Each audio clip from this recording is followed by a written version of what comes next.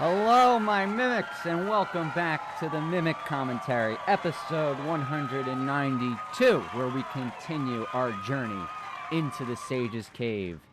Thank you for all that wonderful round of applause. Now, before we continue, they're talking about the Sage's Cave. I want to just, I guess we have to do a recap, but I just want to just bring this up. How interesting this is, that we look at these chests, and we know there's items inside because of the sounds and the lights coming from them. So, like, we come to this chest and, like, you can hear it. There's a sound coming from it. There is something inside, and it wants to come out. Like, its light is seeping out of the cracks in the chest, and little dots and lights are coming from it. Little like sprites. Like, there's something I would say, like, spiritual or you know, I don't know, sentient, but something magical, and like it's producing light and sound. And so I'm curious that if I was, let's say, one of the skeletal militiamen that we gave a litany of proper death to, if they were to look at these chests, would they see lights and sounds coming out of them? And I think it's an important question for us to keep in our mind looking forward, when we look forward, because I think it's going to be important. I think it's going to be very important when we get to Shadow of the Erdtree. So, recap from last episode. We are in the Sage's Cave. It is the Cave of the Sage, found in the Altus Plateau. There's those who live in death here, particularly militiamen,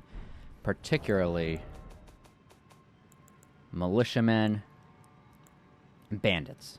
And we did a little bit about the Crescent theorizing. We did about how these are farmers. You know, they may be under the Sun Realm, but they might not be Sun Realm loyal. That if this is a cave for a sage, well, that sage may be wearing a hood, and they may have been wise at one point, wearing a red hood. I think red hoods, Gale from Dark Souls 3. I think red-haired Radigan. I think Leonine Misbegones. You know, I'm thinking a lot of red. But they were deemed heretical. So something deemed them heretical, but that does not actually mean they are heretical. However, wearing this, it means it was evidence they were driven from town. And we talked about that heresy with the people who wear hats like this, the people who are following the moon. Like, the moon is really what's heretical. When it comes to heretical, it's really the moon. This robe, in the hue of the full moon, signifies their heresy. So, because it's in the hue of the full moon, that signifies that it's heretical. We also saw that maybe that heresy has to, the things that the sages are doing in that heresy has to do, they're doing a little bit of stuff with death, because they're worried about death blight buildup, and they're doing something with memory. And we know that, you know, after something dies, it's reborn in some way. You know, we have enough things when we talk about, you know, like the shield of the guilty, made to venerate a maiden whose eyes were crushed by the briars of sin before being reborn in these lands. And then when someone is reborn in these lands, that rebirth is as sleep to them, and with each awakening, memory fades into oblivion. So perhaps the things that they're trying to do is to ensure that after something dies, when it's reborn, it does not lose its memories. Thus, does the copy pass into becoming the genuine article. So what is the first item that we found in this chest? The first item in this chest. Now, this chest is behind an illusory wall, and this illusory wall was behind another illusory wall, and that illusory wall was behind another, you guessed it, illusory wall. So this is stuff that people don't want us to find. And so what is it? And here, look, we open the chest, and now, instead of the light, this is a perfect, look at this. Instead of the light coming out of the sides of the chest, it's going to straight up. This is where the light wants to go. The light wants to go up. It wants to go up. And it kind of looks very similar to, it kind of looks like, you know, when I look at this, you know, what does this look like? It kind of looks like fire. It kind of looks like a soul fire. Like, that's what I'm seeing. Like, when I look at the soul items from Dark Souls 1, like, in the inventory, this is kind of what it looks like to me. It looks like this. So, Like, there's nothing else in this chest. There's just that thing. But if we were to search the treasure chest... Silver pickled fowl feet. Ooh. 4-toed foot of a fowl. Pickled in a silvery medicinal solution. Temporary boost item discovery. Since old times, the needy would scrap the meat clean, even from a fowl's claw. We use these to get items. You know, we boost our item discovery by using these. How much item discovery do we get by this? I think it's 100.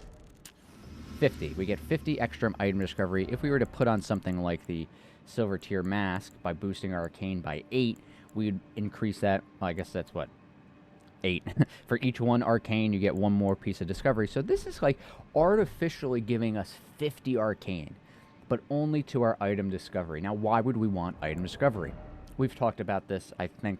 This was before we talked about before Night Ring came out, before we learned all about the Scholar. The reason why we would want to boost our item discovery is that's how we learn about the world in Elden Ring. You know, we need to fight enemies so they'll drop their things, and so we can learn about them. For instance, you know, we wouldn't know about the ancestral followers who decorate their headbands with great horns, and that they keep their distance from the Erd tree awaiting new buds that they are certain to sprout from their very flesh and indeed their souls, unless we had enough item discovery for this item to be dropped on their person, and then we could discover it. So why would someone need Silver Pickle Foulfoot? So one of two things is that what they're doing requires some luck to be involved. Second would most likely be that they are trying to learn about the world, because when we want to learn about Elden Ring, when we want to learn about the Alliance Between, we need more item discovery, which is tied to Arcane in Elden Ring, which is tied to Arcane in Bloodborne, which is tied to luck in Dark Souls 3, which is tied to humanity in Dark Souls 1, which is tied to luck in Demon Souls. So it's a little bit of luck, it's a little bit of Arcane. And it's a little bit in between. It's our next chest. Ooh. A black hood. Let's put that puppy on and take a look at it. Oh, that's an astrologer's hood. That's not a black hood.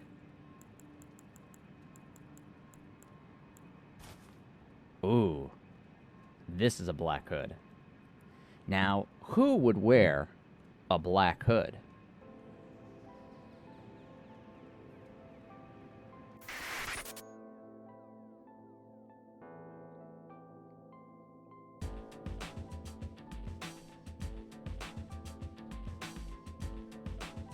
Somebody who doesn't want to be seen. And we're back. We're back with the cameras. But we got the music playing, and check this out. Check this out. The music is still going. We're live and direct, straight from the Sage's Cave, right here. Right here. This is the Sage's Cave. And I'm the sage.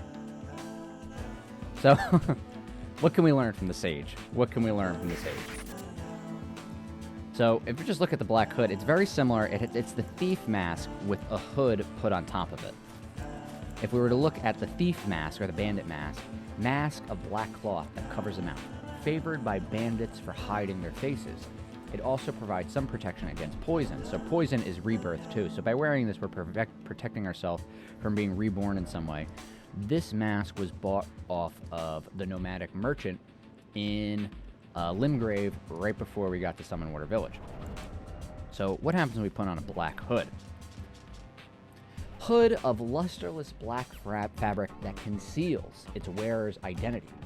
In this world, there is very little that must necessarily be known. Okay, so whichever person is inside of the Sage's Cave doesn't want their identity to be known, similar to a bandit who is hiding their face. If we think about lusterless, I don't know what other things have luster in it. Let me just check. Lusterless. Ooh. Lusterless only appears in one more spot later. Anything else for luster? Oh, the knight armor has not lose their luster. So if we were to look at like the gauntlets of a knight. Let's find one of our knights. Gauntlet worn by knights all the way to Godric, to Raya Lucaria, to General Radon, to Landel. Time has yet to dull their luster. And what is a luster? Let's just make sure we know what luster means. The way light interacts with the surface or material fabric, typically describing its shine, gloss, or brilliance. So this is lightless. This is a black hood. It is lusterless. It is not reflecting any light whatsoever. So no light is reflecting off of this hood. And by not having any light to reflect off of the hood, it will conceal the wearer's identity. So when I'm thinking of hoods, I guess that's like people hiding their identity. So who else is trying to hide their identity? So let's look at all the hoods that we have so far. We have astrologer hood fashioned from a supple cloth. Ooh, supple. Supple. Supple's a word that pops up. Supple comes up. Supple comes up a lot. Oh my goodness. A supple cloth? That's weird. The first, I think the oldest supple that we have, so weird to say that, is creates a supple tail. What does supple mean? Soft? Flexible, easily bent without breaking or cracking. Okay, so this is a flexible hood, but the astrologer has a hood. Is the astrologer trying to hide their identity? Worn by those who look to the cosmos, to all that there is in the universe. They read fate in the stars and are said to be the heirs of glintstone sorcerers. But alas, the night sky no longer cradles fate. They are wearing a hood. Who else is wearing a hood? The sages are wearing a hood. Perhaps the sage is trying to hide their identity. Let's see who else has a hood. Oh, the Godskin Apostles. Now, this is interesting that they're wearing a hood because their hood is made out of someone else's skin. So, wearing a hood of someone else's skin, this is almost exactly like trying to conceal their identity because they're wearing someone else's face on their face. They're like that guy. Speaking of that guy, not too far down, got that one. So it's like wearing someone else's identity to hide, similar to a hood. So this we can also say, someone wearing a silver tier mask is also concealing their identity. Who else do we have? Well, then if we're going masks, so hoods and masks are doing identities. So do we have any other mask? This is a mask. This is a mask. The Guardian mask. The Prisoner Iron mask. Any other mask? Masks and hoods. Masks and hoods. Hats. Scarf. This one covers the face, though. But that's mostly like the mouth covering is probably similar to the... Oh, but this doesn't cover the nose, so maybe they're not worried about getting some of that toxin and that poison in there. And I'm going to take my hood off because I'm getting hot. The hood was just for the gag. Who else has a hood? Well, the highwaymen have hoods. That makes sense why they would wear hoods. They turn to banditry, and bandits hiding their faces. What else? Crowns. These are not crowns. This is a hood, so the man is trying to hide his identity. Perhaps. We have any other helms or hoods? The exiles, they're hooded. Red hoods, you don't want to see their faces. Does it say anything about their... Covers the whole head.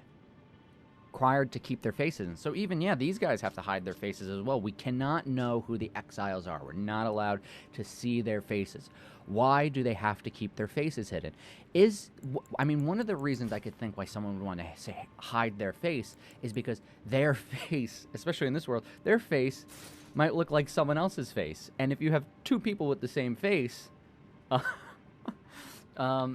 might be looking a little fishy. Two people with the same face might start looking a little fishy.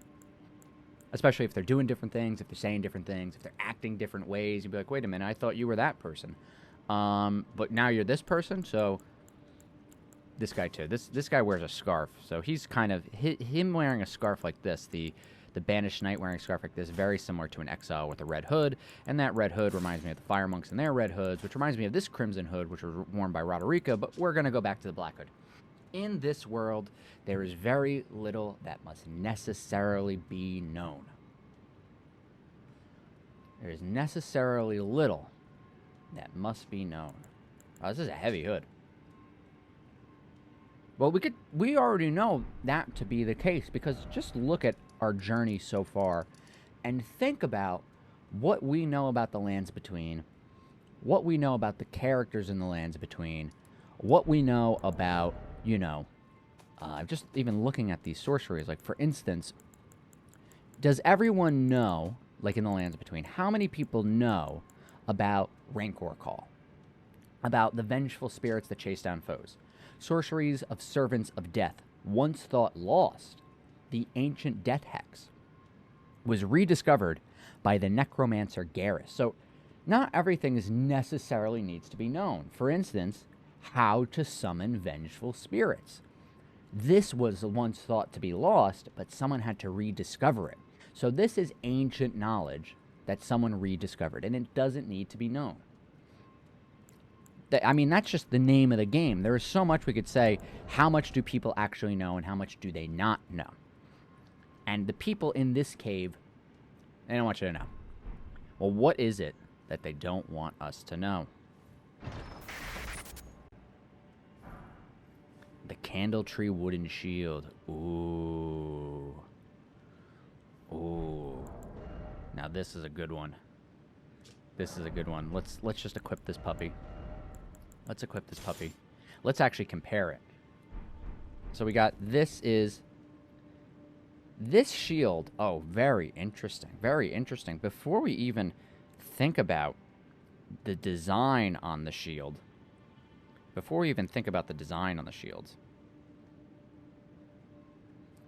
just look at the shape. The shape of this shield is much like the shape of this shield, the shape of this shield, and the shape of this shield. These shapes look very similar to kind of like... what other shield? Actually, the shield that we just had out. Look at that. This shield explicitly says that it's teardrop shape. This one is shaped like a teardrop. Is this one shaped like a teardrop? To me, kind of looks like a teardrop. It looks similar to, like, this looks like a tiny teardrop.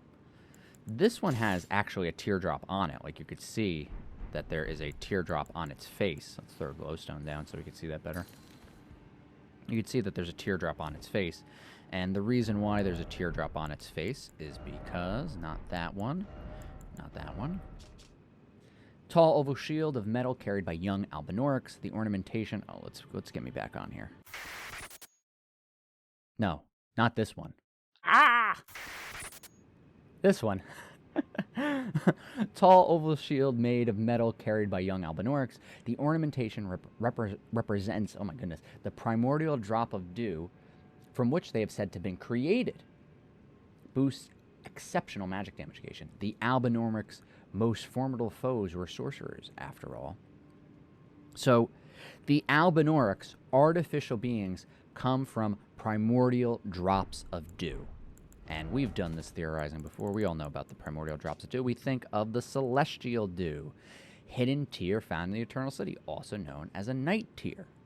We could also think about maybe it's a larval tear. Perhaps this dew and these tears are similar to Blessed Dew Talisman, depicting... Well, this says it's depicting a drop of the Erd Tree sap, but sap and dew are two different things. However, if we look at the Crimson Amber Medallion, which boosts maximum FP, this, which has a primordial life energy which resides inside, has a symbol which looks like a teardrop. Now, is that teardrop sap, or is that teardrop dew?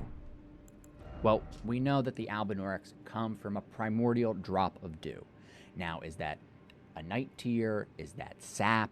Is that tears from the moon? Is that a celestial tear? Whatever the case is, some sort of drop of dew, which perhaps could be a tear, because it looks very similar to a teardrop shape. And, I mean, our favorite tears of all, one tear that we actually haven't been shedding lately in this playthrough, or even at all, is the Mimic Tears. The spirit takes the form of the summoner to fight alongside them, but its mimicry does not extend to imitating the summoner's will. Mimic Tears are results of an attempt by the Eternal City to forge, hammer and forge, or a forgery, a fake, forge a lord. So, you know, perhaps finding this black lusterless hood where someone's trying to cover their identity, cover their face, maybe because they don't want people to see that they perhaps might have the same face. This guy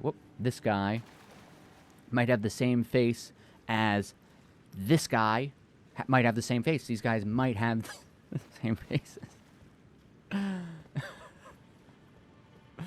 But they're different people. They're different people. Same faces, different people. So what does that have to do with this shield? The Candle Tree wooden shield. Well, so this is our first wooden shield. Well, this is a marred wooden shield, but it's a different shape than the other wooden shields. What does this one look like? What is the sigil on this one? I don't really think we broke down what's on the marred wooden shield. This one looks like...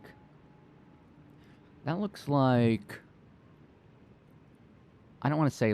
Kind of reminds me of bird wings flourishing, but maybe it's also a plant. I kind of see ears in there.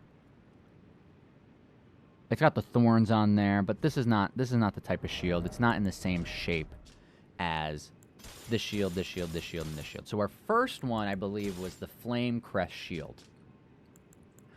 So we have 3 crest shields and then 1 just Candle Tree shield. So what's the crest on this one?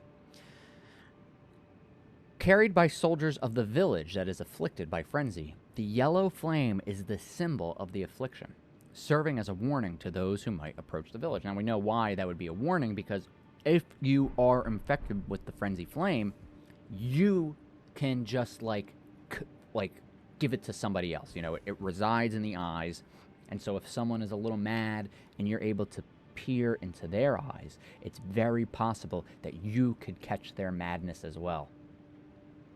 And we see that flame here. So we have fire. The crest shields have flames. Crest shields have flames. One of the crests is of fire. And this was found, this was found all the way down here. Right? Here. Right in the Frenzy Flame Village. Near Castle Morn in the Weeping Peninsula. And if someone was going to be the Lord of Castle Morn in the Weeping Peninsula, he was most likely, or she, they were most likely the Lord of Tears. And we find 2 churches here, one with our statue of Radigan and one with our Statue of America, and another one with our Statue of America, which is interesting, I think. If I were doing my microcosmic theorizing, I'd be saying, isn't it interesting that the Weeping Peninsula has 2 Americas and 1 Radigan? I think that's interesting, that there's 2 Americas but 1 Radigan. And we know all about a Frenzy Flame. We know how maddening that can be. Well, we don't know how maddening it can be. Some of us do, but not all of us do. We haven't delved deep into all of that yet. We also have our other crest shields. The next one we got was the Hawk Crest Shield, and this was found in Stormvale, adorned with a long-forgotten crest of Stormvale, ancient in design. And this has this hawk. So I go from fire and I go to hawk, and, you know, my mind is on rebirth. My mind is on, like, these symbols. You know, I think this is supposed to be probably emblematic of someone like the... Oh, I don't have his ashes anymore, but like the Stormhawk King, who we can represent with, not the Warhawk, but the Stormhawk Dean, spirit of a fierce hawk that faithfully rendered lifelong service to the old king of Stormvale long ago, when the true storm raged. Its cries emboldened its fellows in battle, and the tempestuous whims that encircle it shred through foes. So I would imagine that the sigil of perhaps the king of Stormvale, and when I think Vale, when I think like the king of Stormvale, I'm thinking Mimic's Vale. I'm thinking Marika's Mischief. You know, I'm thinking Vales. I'm thinking Marika. I'm thinking Mimics. Okay, that's just what I'm thinking. If I'm thinking Lincoln, that's what I'm thinking. And I'm thinking that this has been long forgotten. This is a long forgotten crest, kind of like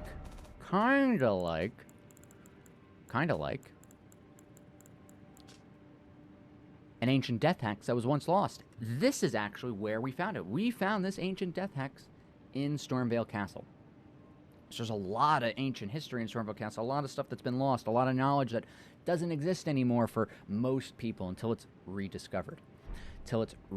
And when I think of the order that we got these shields, if I'm thinking the order that got these shields, I'm thinking fire, I'm thinking bird, I'm thinking phoenix. You know, I'm thinking a phoenix reborn, rising from the ashes like a red bird. And the other, we do have a shield with a red bird on it, and it's this kite shield. There's a little bit of, you can see it just ever so slightly above the top there, that there's a bit of red rust on the wings and on the crown of this symbol. Now this shield doesn't say anything. It doesn't tell us anything about this item. So we have to use a bit of our imagination. We have to use a bit of our arcane. We have to discover something about the shield. And I would say, like, this might also be like a newer crest or a similar crest to one on, you know, this shield. Like I would say, like, if this is supposed to be a red bird, he'd be like a Phoenix Lord. He would be like the Phoenix Lord. He would be, I would even say this would be the crest of a Storm Lord. If there was a Storm Lord, I'd say this would be his crest. If there was. I don't know if there is. So, you know, I haven't read that name anywhere. So I have not a clue, not a gosh darn clue. If there was a Lord of the Storms, that might be his shield. And, you know, but I have seen many statues around the lands between. You and I have both seen statues all around the lands between of, like, a hooded guy. Remember that? A guy wearing a hood? We could find that guy wearing a hood, you know, at the Church of Vows. We've seen him on the bridges of the Divine Towers. We saw him in the Carian Study Hall holding a book. We've seen him in the cavern, the broken earth in Stormvale Castle, his destroyed statues thrown down into a pit before we rediscovered the ancient Rancor call that Garrus also found, also in Stormvale Castle. That hooded man. So why would that hooded man, who is holding a sword in a very similar way, you know, he's holding that sword in a very similar way that this character is, that this symbolic imagery, like this symbol of a bird holding a sword in a very similar way, is also wearing a hood. Why would he be wearing a hood? Well, he's probably, those statues of that hooded man are probably like that to conceal his identity. Because in this world there is very little that must necessarily be known. People, you don't have to know it. You don't have to know it to get to the end of the game. You don't have to know it to choose an ending. You don't even have to know it to watch this video. You don't have to know it to do anything you want. It's completely superfluous. It has no bearing on getting things done. It doesn't need to be known. But what happens if we do it? What happens if we have that type of knowledge? What could be done with that knowledge? Well, before we can know what we could do with that knowledge, we have to look at the Horsecrest Wooden Shield, which is supposed to evoke a swift gallop. This Horsecrest Wooden Shield also, wow, I'm just absolutely stunned and shocked by this one. Would you believe it? This shield is also red. This is also a red shield. It's also a red shield in a gallop. Oh my God, that would mean, and it's three. It's three. Count them three. Count them three. Three. Count them three. Count them 3 times. 1, 2, 3. Does everyone? Because 3 is an ill omen, right, everybody? Come on, it's a good one. I'm bringing up the 3 in the red. You know what I'm saying. Come on. Okay, you'll get it sooner or later. No,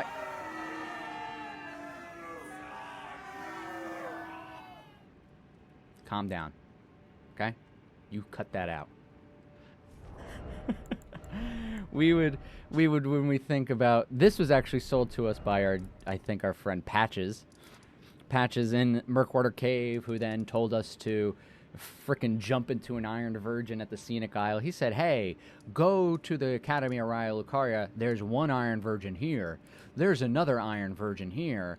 And then at the very bottom, there's another Iron Virgin, and she'll spit you out at the volcano. She'll spit you out right in front of the Erd Tree, but instead it was at the the Volcano Manor, and we had to fight some Albinaurics who could cast Magic Downpour, which is...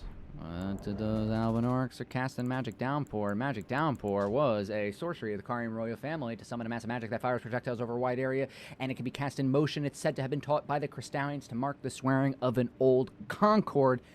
The Albinaurics can cast that at the Volcano Manor, and so can the Spellblade Roger. He also knows the old Concords of the Carians. That's so weird. That's just so weird. Couldn't even make sense of that. But we're still hiding our identity. We're thinking of these horses. Maybe it has something to do with some spectral steeds. Maybe it has to do something with the Cadens, or perhaps it could be something to do with, I believe, the Eocadians. I think this weapon might. I like having the camera now because we can just do silly things, and you know this right here, nothing's happening here, but me. Look at this, animated. How do we feel about that? You like it, don't you? Of course you do. Ladies, how do you feel about it? Yeah, you like it. Guys, fellas? Yeah, that's right. That's right. Okay.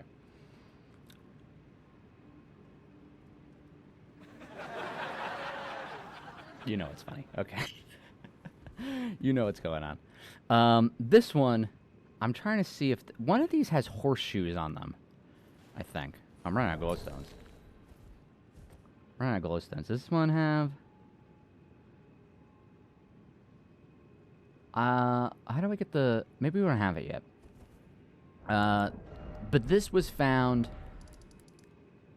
at that grave overlooking Limgrave after we were out of the jail cave, and it had the, you know, after we fought the gladiator who killed the vulgar militiamen. Treasure stored Eocade, a lesser long vanished domain. The copper coloration is not to be confused for rust, but is a conduit for its wheeler to travel to move it by their will alone. They dance through the skies, dance of culture, but red dancer culture, Eocade's dancing blade, etc., etc. We're just going all over the place. We barely even talked about the Horsecrest Windshield, so I'm saying Cadens. Are the Cadens?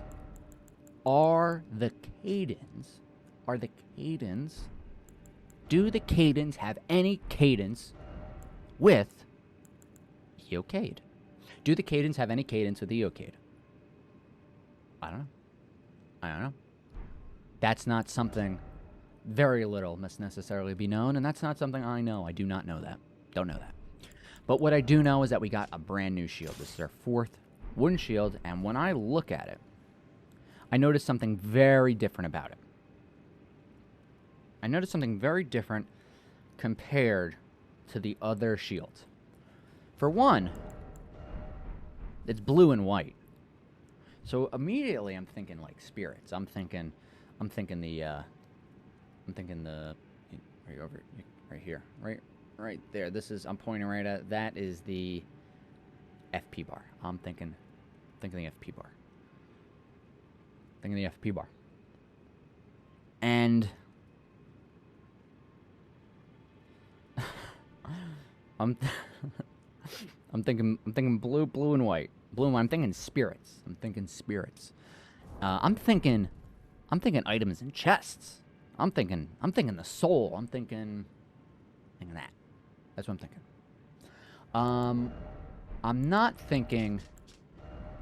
I'm not thinking fire. Not thinking red, yellow, orange fire. I'm not thinking... Hey, what's the... Oh, I gotta make glowstones. Let's make them right now. Like 7 of them. Does this have any red on it? Kind of yellow. Yellow and brown. I'm colorblind. I can't... And I'm also red-green colorblind, but I could tell... I know there's some red on some of these things because you've told me. And this one I know is red because you told me. Some of you have told me. But this shield has, like, colors that are on this shield and this shield, right? Would you all agree with me with that? Would you all agree? But this shield doesn't have those colors. So when I'm looking at this shield, I'm not thinking fire. I'm not thinking red. If I was thinking a Sword of Night and Flame, I'm not thinking this. I'm thinking this. Okay? That's what I'm thinking, okay? I'm thinking these colors.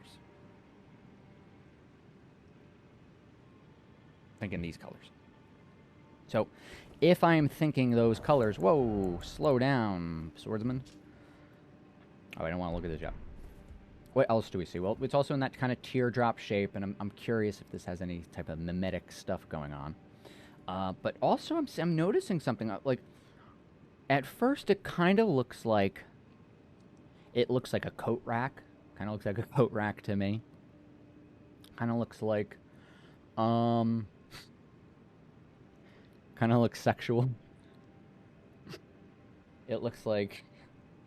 It kind of looks like something that, you know, people might use for some sort of, like, backdoor stimulation. Okay, you thought it too. Don't boo. You see what I'm seeing. Do we have any weapons that kind of look like that? Maybe it kind of looks like... Maybe it kind of looks like... The Grianderol? Maybe it kind of looks like that. This has candles on it. This is burning a little red. You see it? Do you see it? Yeah. Yeah, you can see it. Maybe those are supposed to be candles. What I find really interesting on this one, what I really find interesting is the bottom. Now, like, I see a hand. Like, I see, like this. Like, this is... Oh, no, wait. I have to do other hand. Right? Yeah. Thumb, index finger, really long middle finger, ring finger, pinky finger. So it's interesting that this shield is on the bottom of this, like, coat rack or something. Well, this is the candle tree wooden shield. So it's supposed to be, you know, a tree and it's candles. And we've seen many candle trees, and we'll talk about them in a moment. But I see a 5-fingered hand with one finger that's really long. One long finger. Is there any long fingers? A middle finger. Yeah, but I see 5 fingers, and that's interesting when we think of 5 fingers, because we have incantations of the 2 fingers, and we have incantations of the 3 fingers. So you put 2 plus 3, that's 5. That's 5 fingers. It's interesting that this is, you know, the 2 fingers are like, you got to get to the Erd Tree. You gotta get the Great Runes. You gotta go to America, and you gotta become Elden Lord, and you gotta do this. And, you know, we came over to the Frenzied Flame, the Church of Inhibition, past the Frenzied Flame village, and this guy is like, we need a Lord of Frenzied Flame, and they're kind of like 3-fingery, and we're giving eyeballs to maidens, and they're blind and all that nonsense. They want 3 fingers. They want a Lord of Frenzy. The 2 fingers want an Elden Lord. So what if you're an Elden Lord of Frenzied Flame? Like, what if you combine the 2? What if you combine the Lord of Order and the Lord of Chaos? Would you get 5 fingers? Would you get 5 fingers? And that's what I'm seeing. I'm seeing 5 fingers on here. So this image, and also speaking of 5 fingers, how could we forget what 5 fingers mean? 5 fingers also means short sword, a high-ranking clergyman, a Farmazul. Who uses this short sword? I didn't even bring it up in that episode. Garank, the beast clergyman, who gives us some bestial incantations.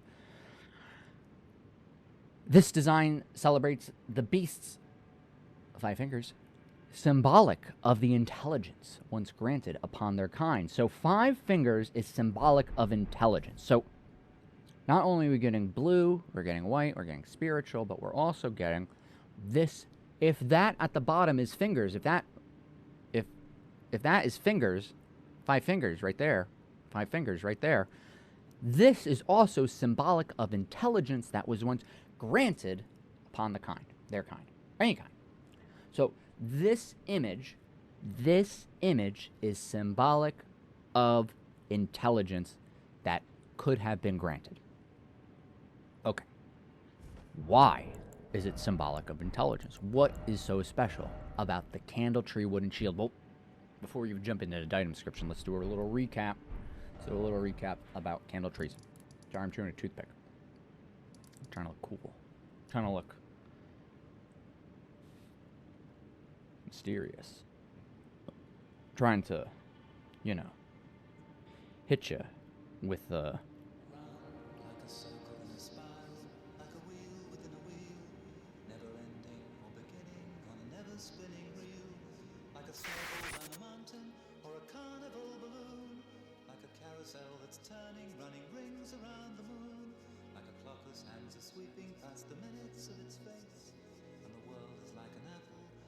Silently in space, like the circles that you find in the windmills of your mind.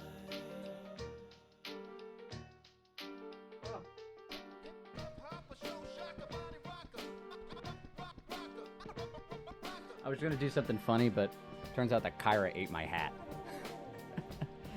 I'm going to have to buy another one. This was the New York Mets 250 USA hat. It was on the Mimic back there before. He was wearing it. Now he's got the crown. The Mimic's wearing the crown right now. So, I don't know. This is a segue. This is a little funny bit.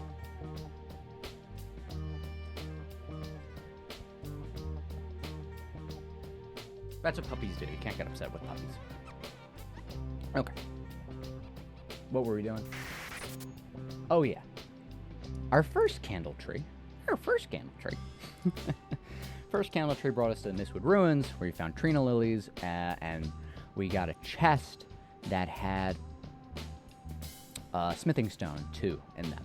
And it was one of those unique special chests. We did a recap on those a while ago. That had a candle tree, lots of Trina lilies there, lots of Trina lilies. Second candle tree brought us to the Earthbore Cave. That had actually sleeping rune bear in the Mistwood Ruins. Rune bear in Earthbore Cave. In that chest, instead of smithing stones too, we had turtleneck meat. And then we got a Trina lily by the bear on an Albinorix body, and a smoldering butterfly, which is eternally burning. And that made me think it was symbolic of the marriage between Renala and Radigan, because at the Church of Owls, we have Muriel, Pastor of Owls. He's a turtle with turtleneck meat. There was a bear there, and the bear there, using my prophetic wisdom, the bear would be representative possibly of Godfrey. And while Godfrey was the Elden Lord, Radigan, with his burning red hair, wed Renala. Why would Renala be represented by Trina lilies? Why would Radigan be represented by the burning butterfly? Well, we're tying the Trina lily to... I think there's actually a Trina lily... there's a Trina lily I didn't mark. It's right here, actually. Because that Trina lily, Rani, daughter of Renala, or at least the doll, Rani the Witch, under here, there's a Trina lily. So, maybe a connection there. Then our next candle tree, brought us from, the scenic... no, I think it brought us from here, by this Trina lily, or the scenic isle, and it brought us to Lakeside Crystal Cave with the slumbering wolf shack. In here, I believe we got a chest with a... Basically, what I'm asking you to do is I'm asking you to come there and make me look good. I'm trying. If you do a good job, well, then you could be my best friend that I've ever had. Oh. Well, I'm trying to make you look good, and maybe one day we could be best friends. What was in this chest? Oh, there was an Arteria leaf in this chest in the Lakeside Crystal Cave, and we tie those red Arteria leaves with the blood flowing through the leaves. We tie that to Radigan. So that one we're thinking Radigan. And then we get into the Slumbering Wolf Shack, and there we have Latenna, our Albinoric, and her other half, Lobo the Wolf. And I didn't even mark this here. We had a Trina lily that showed us the Chapel of Anticipation, where we saw our first nascent butterfly. And, oh, we have even another one. So the next candle tree, oh my god, there's so many of these things. The candle tree brought us into the Raya Lucaria Crystal Tunnel, and the chest in there, that very special type of chest, was in front of a maiden statue, a hooded maiden statue. Oh, wearing a hood, concealing her identity, a woman wearing a hood. Who else wears a hood? Hey, you know. Oops. Sorry,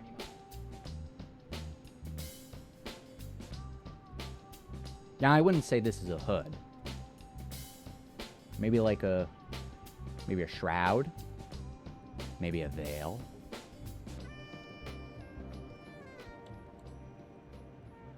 But we found her in there, and this is gonna be a 3-part or 4-part. Sage's Cave is deep. The Sage's Cave is deep. And did we find? Oh yes, one more candle tree. Tile around. We found a candle tree in the swamp in Caelid, and it brought us to the jail cave. And in the jail cave, we found so many wonderful things, but in that chest was a rune arc, and we tied those rune arcs to Marika, and then we got that Eocade sword. So these candle trees are showing us a lot of stuff about the big picture of Elden Ring if we're able to use our 5 fingers, if we're able to have that intelligence that was granted upon us to really see the big picture, So what is the big picture? What is the big picture that the shield is trying to tell us? It's thought to represent a surreptitious prophecy of Cardinal Sin. And so the lit candle tree design was forbidden. Now, when I think of sin, we already know prophecy. We'll talk about that in the next episode. But when I think of sin, I'm thinking of Velka, the goddess of sin. And this is her. We could pray to a statue of Velka. Velka is wearing a hood. She is concealing her identity. You know, her face is hidden. Her mouth is almost hidden. So when I'm thinking of hooded women, you know, I'm thinking a bit about Velka. And Velka is the goddess of sin. Now, she can give us absolution if we've sinned, or we can have dissolution if we're cursed. She can break curses. There's also one other thing that she can do, but you're going to have to watch the Mimic Commentary Demon Souls to know what that third thing is that she could do. That third thing.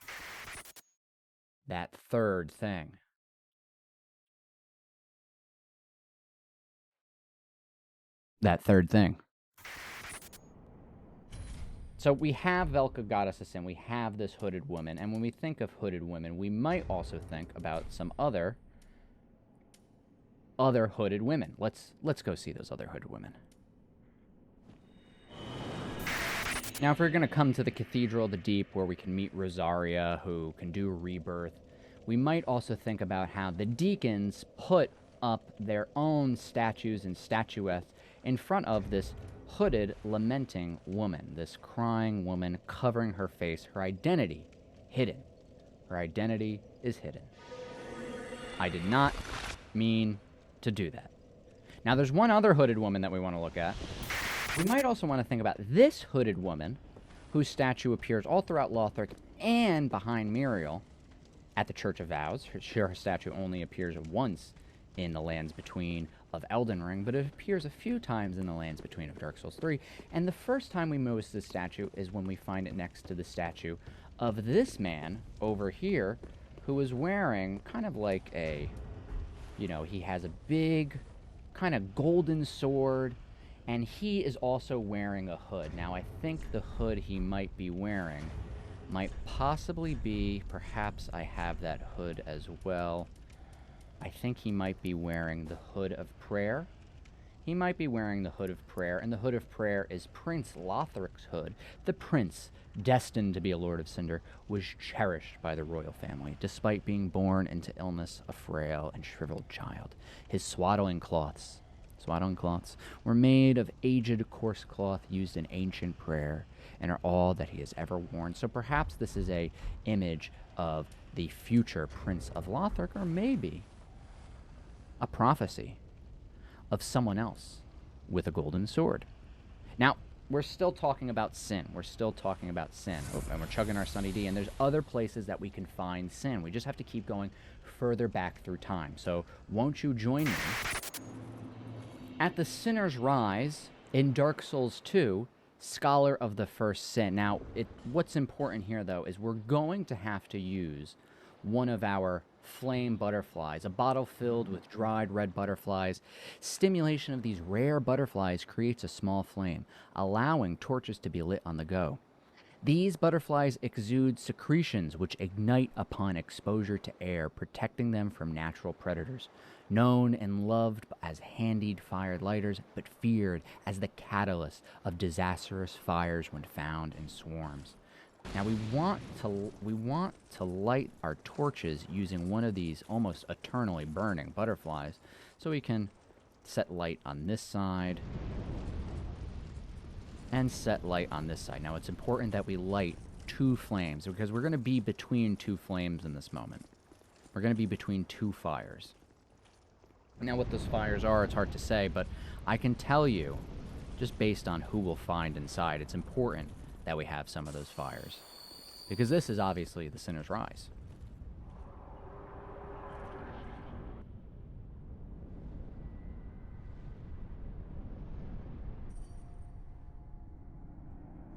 And that is a chaos bug. The chaos bug goes inside of the mask, and from meditation, does the prisoner begin to fight. This is the lost sinner, so when I'm thinking sin, I'm going to be thinking of the lost sinner. Oh. Hopefully they don't, oh goodness. Hopefully they don't kill me, because I'm not very used to Dark Souls 2's combat, even though, you know, I've played it. You know, I've played it, obviously. We have our Black Swordsman. So, the lore for Dark Souls 2... Oh, goodness gracious. Should have summoned someone, probably. Oh, no. Let's chug the Sunny D. Let's pop a life gem. The lore for Dark Souls 2 is essentially, you know, the history of Lordran is long ago forgotten, and the souls of the great lords and all of those in between have been reborn. And look at that. Fighting the Lost Sinner in New Game Plus 2, no doubt. Pyromancers start showing up.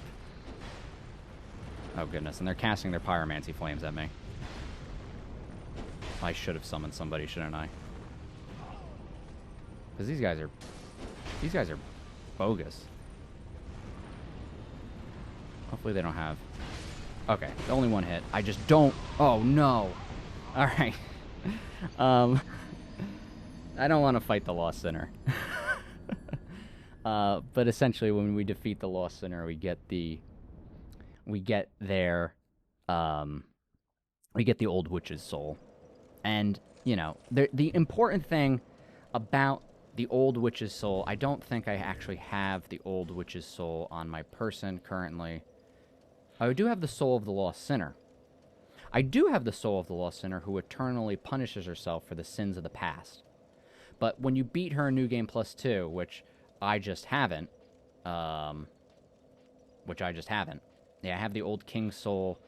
These are, you would get the Old Witch's soul. So these, unfortunately I don't have this one, but the reason why I wanted to talk about that one is, you know, when we come to the Sinner's Rise also has Belfry Luna, which is a bell tower. There's two bell towers within Dark Souls 2. There's Belfry Luna and Belfry Soul. And the bell towers are important because if we were to take our character and go back in time a little bit further, we would find ourselves at the first Bell of Awakening.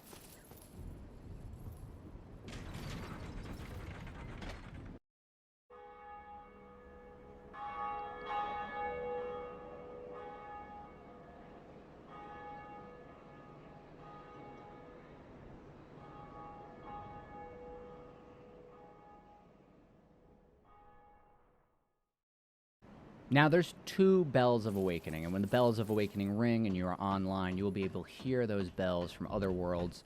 This bell of awakening is guarded by the gargoyles, which, if we remember from the Demon Souls mimic commentary, oh, there we go. Someone from another world has rung the bell of awakening. And after you ring both bells of awakening, one of the primordial serpents, Kingseeker Framp, will come out at Firelink Shrine and tell you that you are the chosen one, destined to succeed Lord Gwyn and become the inheritor of fire of this world. But if we still need to descend, we need to descend to Blighttown, past Chaos Witch Quailag, who is the daughter of the Witch of Chaos, the Witch Izalith, who created the Chaos Flame. When trying to duplicate the first flame, we have to go all the way down there and learn about her sin, but on our way there, after ringing the bell, we meet this guy. Who's this guy? Greetings. I am Oswald of Careem, the Pop. Thou appearest to lack faith, yet magnanimous are the gods. Cometh thou to confess, or to accuse? For indeed all sins my domain. All sin is his domain, and he could teach us, well, what is it? His arms outstretched downwards. A very similar pose, I would say, to this one. Isn't that interesting? Who else makes this pose similar to this? Well, what can we get from Oswald of Careem, the Pardoner? Purging stones to break curses. Indictments, slips sold by bishops of Velka, goddess of sin. If you are killed by an invader, use this to report the crime of that trespasser. The indicted player will be added to a list of unfortunate souls who will one day face the wrath of the blades of the dark moon. It's also, you can buy karmic justice from him. Miracle of the black-haired witch, Velka. What witch has black hair that I know of? Have you been watching Demon Souls? For each sin, there is a punishment, and it is the task of goddess Velka to define the sin and mete out the punishment. There's Velka's talisman. It's a medium for casting miracles of the gods. This black tuft of hair that serves as a talisman belongs to Velka, goddess of sin. It casts miracles not by drawing upon faith, but intelligence. Whoop. Intelligence? 5 fingers? 5 fingers, intelligence? Do we remember that? And she also has he sells the blood bite ring, the poison bite ring. When we think about blood and poison, well, if we were to use the black wet blade in Elden Ring to do the occult affinity, we could also do the blood affinity and the poison affinity. Why would occult be tied to Velka? Why would the occult be tied to Velka? Well, I think earlier in the Mimic commentary I showed you the painted world where we could get the dark ember and create the occult infusion, which is how we raise a weapon to divine, and then from divine into occult. And what do you know? We found the Black Wet Blade in Nokron, Land of the Mimics, episode 140-something. And there's also the Ring of Sacrifice. This mystical ring was created in sacrificial rite of Velka, the goddess of sin. Its wearer will lose nothing upon death. Now, there's one more thing I want to talk about sin, but we're going to have to go somewhere else. It is only human to commit a sin. Now, if we were to enter the Nightmare of Bloodborne, we might see a character like this within the Chalice dungeons, wearing the Bone Ash set. Very interesting armor. Generally, they hold katana-like weapons, and they can do something akin to pyromancy. They have multiple eyes on their Bone Ash, very similar to the channelers of Seath's archives. But what's most interesting to us is the hats they wear. A mask made of Bone Ash to hide their identity, worn by the oldest keepers. The keepers who mined the slumbering great ones gained eternal life, preserved in ashen form in a ceremony of flame that cremated body and soul.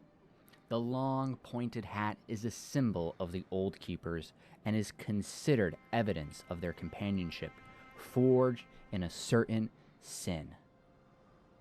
Now, what sin was that?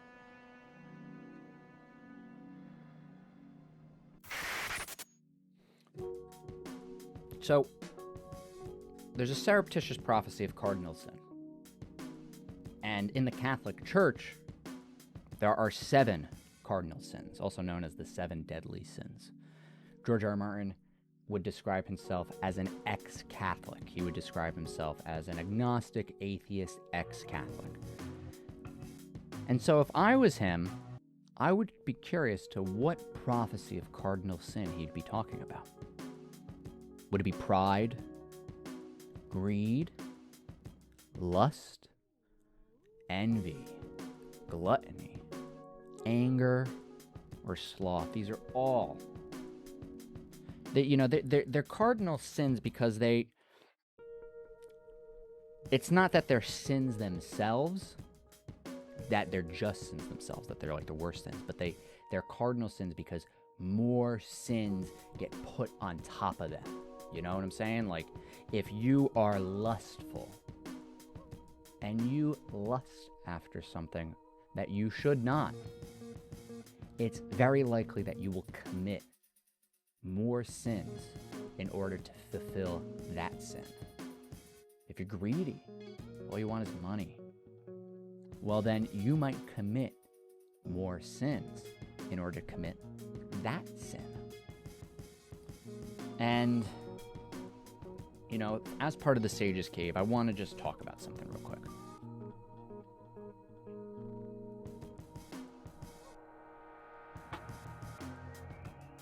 Because music is a really big part of Elden Ring. This is from the Elden Ring Symphonic Adventure.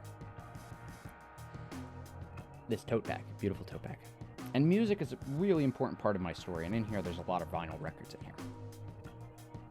So one of those vinyl records, because when we talk about spirit tuning and the concept of Elden Ring and learning from the past and learning from these spirits, it's like having a conversation. It's like tuning an instrument. It's like music. And music is so important, especially this album by Wilco, which we talk about in the previous Theta episode for Mimic Tier members. So if you are a Mimic Tier, you can watch that Theta episode where we talk about the importance of this album. But as part of the Sage's Cave last episode, I mentioned Personal Journals by Sage Francis, and someone in the comments said, well, I'm going to give this album a listen. And perhaps you did. Perhaps you did, because if you listen to this album, you might know that he is holding the key, that the personal journals are the key. Now, one of my favorite albums from Sage Francis was actually when he was part of the hip-hop duo Non-Prophets. He was the MC, and the DJ was Joey Beats in their 2003 album, Hope. But if basic hip-hop is not your style, I would recommend listening to his 2010 album, Life, stylized with life is just a lie with an F in it, because death is indefinite. This album has a very nice kind of indie rock feel to it.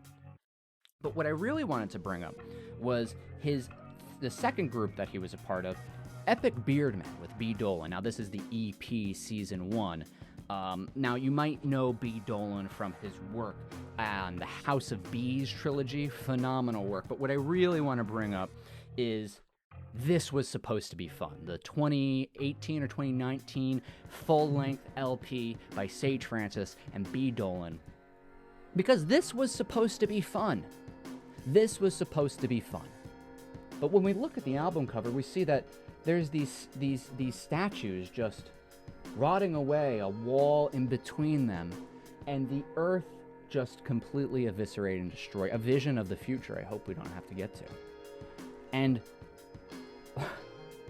when it comes to making videos and showing your face and deciding to be on camera and deciding to tell people things by trying to tell them a story and tell them what to think, I have a message for everyone else. Got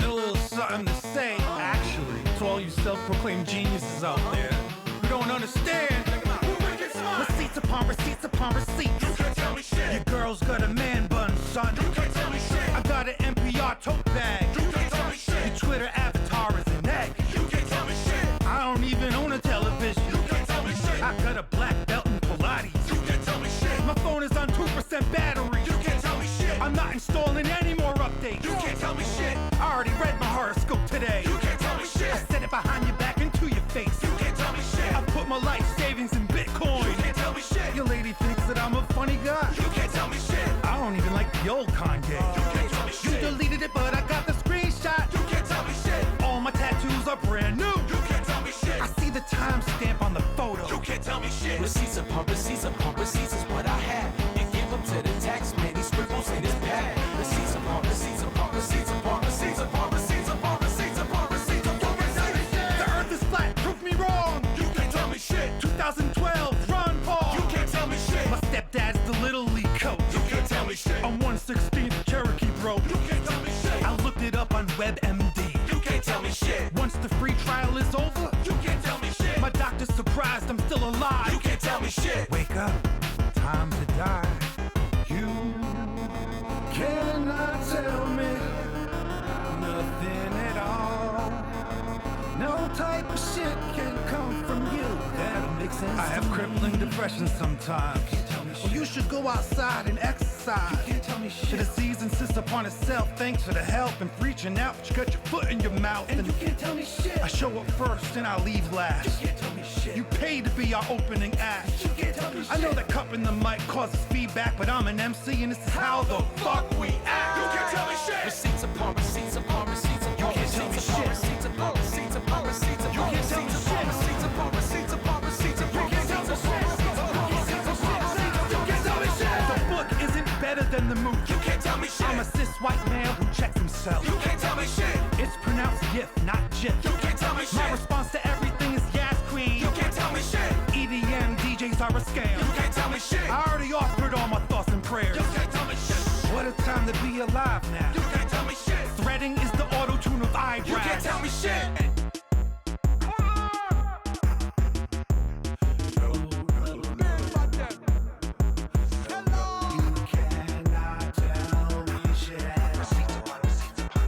What I have, give them to the tax man, scribble in his pad. Receipts upon receipts upon